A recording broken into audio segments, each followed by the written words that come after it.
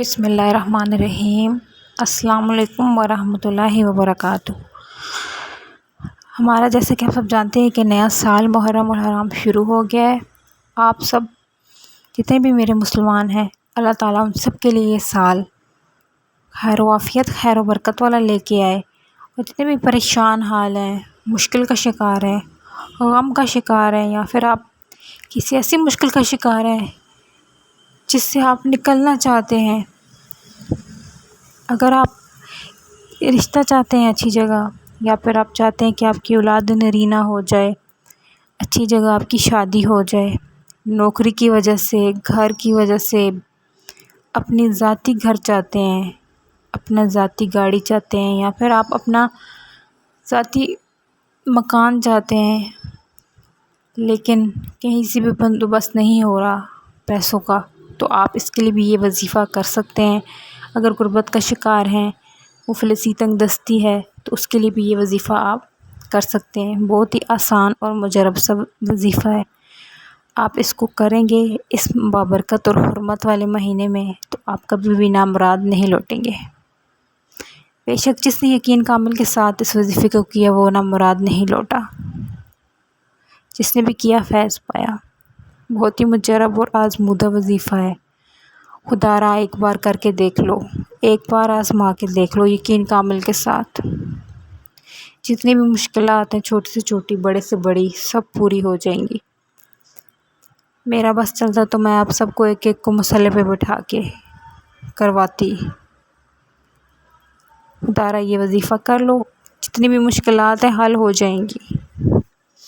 سب سے پہلے آپ نے 5 وقت کی نماز کی پابندی کرنی ہے۔ چلتے پھرتے استغفار اللہ کا ورد اپنی زبان پہ جاری رکھنا ہے، تاکہ اللہ تعالیٰ ہمارے گناہوں صغیرہ و کبیرہ کو معاف فرما دے، ہماری روح بالکل پاک ہو جائے گناہوں سے۔ جب ہماری روح بالکل پاک ہو جائے گی گناہوں سے، ہم اللہ تعالیٰ کے قریب ہو جائیں گے، اللہ تعالیٰ کے لاڈلے ہو جائیں گے، تو اللہ تعالیٰ ہماری ہر حاجت پوری فرما دے گا۔ اللہ تعالیٰ پھر ہماری مانگنے سے پہلے ہی حاجت پوری فرما دے گا۔ جب ہم اللہ تعالیٰ کے قریب ہو جائیں گے، اپنے گناہوں کی معافی مانگتے رہیں گے، سچے دل سے اپنے گناہوں کی توبہ کر لیں گے، تو بے شک اللہ تعالیٰ معاف کرنے والا ہے، درگزر کرنے والا ہے۔ اللہ تعالیٰ رحمان ہے، بے نیاز ہے، رحیم ہے۔ اس کے خزانے ہمارے لیے ہی ہیں، اس کے خزانے میں کبھی کمی نہیں ہوگی اگر ہم چھوٹی سے چھوٹی بھی چیز مانگ لیں یا بڑے سے بڑے۔ سب سے پہلے تو اب چلتے ہیں وظیفے کی طرف۔ سب سے پہلے تو آپ نے باوضو ہو کے کسی ایسی جگہ کا انتخاب کر لینا ہے جہاں کوئی بھی شور وغیرہ نہ ہو، بالکل خاموشی ہو، کسی کا آنا جانا نہ ہو، نہ ہی عمل کے دوران آپ نے کسی سے بات کرنی ہے، نہ ہی کوئی آپ سے بات کرے۔ عمل کے درمیان بار بار آپ نے اٹھنا بھی نہیں ہے، ایک جگہ بیٹھ کے مصلی پہ آپ نے یہ وظیفہ کرنا ہے۔ باوضو ہو کے مصلی پہ بیٹھ جائیں، نماز جمعہ کے بعد کر لیں تو بہت بہترین ہے۔ باقی اگر آپ تب نہیں کر سکے تو آپ کسی بھی ٹائم کر سکتے ہیں، لیکن آج آپ نے ضرور کر لینا ہے۔ مصلی پہ بیٹھنے کے بعد بسم اللہ الرحمن الرحیم، اور ساتھ ہی اپنے جتنی بھی آپ کی حاجات ہیں، 100 ہیں، 1000 ہیں، پوری لسٹ بنا لیں آپ ان کی۔ وہ آپ اپنے ذہن میں رکھ کے اپنے مقصد، جو آپ کا مقصد ہے، جس مقصد کے لیے آپ یہ وظیفہ کر رہے ہیں، وہ اپنے ذہن میں رکھ کے بسم اللہ الرحمن الرحیم پڑھ کے شروع کر دیں۔ بسم اللہ الرحمن الرحیم پڑھنے کے بعد آپ نے 3 مرتبہ درود ابراہیمی پڑھ لینا ہے۔ وہ درود جو آپ نماز میں پڑھتے ہیں، یہی درود سب سے فضیلت اور برکت والا ہے۔ 3 دفعہ آپ نے درود شریف پڑھ کے حضور پاک صلی اللہ علیہ وآلہ وسلم کی ذات اقدس کو پیش کر دینا ہے۔ درود ابراہیمی پڑھنے کے بعد آپ نے جو پڑھنا ہے وہ ہے اللہ تعالیٰ کا صفت اللہ الصمد، اللہ الصمد، اللہ الصمد، اللہ الصمد۔ ایسے ہی آپ اپنے انداز میں اس کو 11 مرتبہ پڑھ لیں۔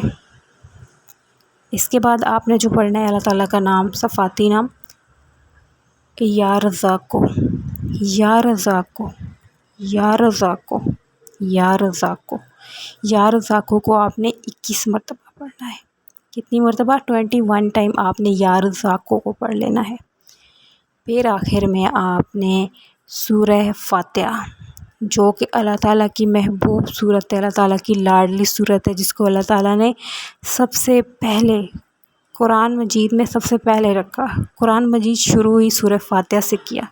اللہ تعالیٰ کی اتنی محبوب اور لاڈلی صورت ہے، جو اس صورت کو پڑھتا ہے وہ اللہ تعالیٰ کا محبوب لاڈلا ہو جاتا ہے، اور اللہ تعالیٰ پھر اس کی حاجات ساری قبول فرما لیتا ہے۔ یقین کرو، آپ ایک بار یہ وظیفہ کرو گے تو آپ کو اندازہ ہو جائے گا اس کے اثرات فوراً آپ کو ظاہر ہو جائیں گے۔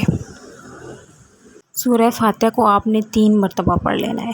یہ سارا عمل آپ اپنے ہاتھوں کی انگلیوں پہ بھی کر سکتے ہیں۔ بہت ہی مختصر سی تعداد میں نے آپ کو یہ وظیفہ بتایا ہے، لیکن اس کی برکت و فضیلت بہت زیادہ ہے۔ اس کو آپ نے پڑھ لینا ہے۔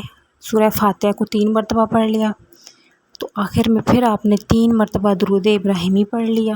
درود ابراہیمی پڑھنے کے بعد آپ نے سچے دل سے توبہ کرنی ہے، اللہ تعالیٰ کے حضور رو کے دعا مانگنی ہے، شہدائے کربلا کا وسیلہ دے کے، حضور پاک صلی اللہ علیہ وسلم کا وسیلہ دے کے دعا مانگنی ہے۔ 1000 حاجتیں بھی ہیں تو وہ ساری مانگ لو۔ آج جمعے کا دن ہے، اور جمعے کے دن ایک ایسی گھڑی آتی ہے کہ بندہ صرف منہ سے دعا نکلتی ہے اور وہ بس وہ قبولیت کی گھڑی ہوتی ہے۔ جمعہ کے دن اتنا فضیلت اور بادشاہ دن ہے، تو آپ یہ خدا را موقع ضائع نہ کرو۔ وہ بد نصیب ہی ہوگا جو آج کے دن وہ یہ عمل نہیں کرے گا۔ اپنی بد نصیبی کو خوش قسمتی میں بدل لو اور یہ وظیفہ کر لو، اپنی ساری حاجات مشکلات کو آسان کر لو۔ اس وظیفے کو کوئی بھی کر سکتا ہے پاک حالت میں۔ اللہ تعالیٰ سے دعا مانگنے کے بعد آپ نے کوئی بھی وظیفہ کرتے ہو تو 10-20 روپے صدقہ دے دیا کرو آپ۔ اللہ تعالیٰ ہم سب مسلمانوں کی حاجات کو پورا کرے، ہماری تمام مشکلات کو آسان کرے، غموں سے نجات دلائے، بیماریوں سے شفا دے، اور جتنے بھی ہماری جائز ممکن ناممکن ساری حاجات کو قبول اور منظور فرمائے اپنی بارگاہ الہی میں۔ آمین ثم آمین، اور تمام امت مسلمہ کو دنیا و آخرت میں کامیابیاں دکھا دے۔ آمین ثم آمین، جزاک اللہ۔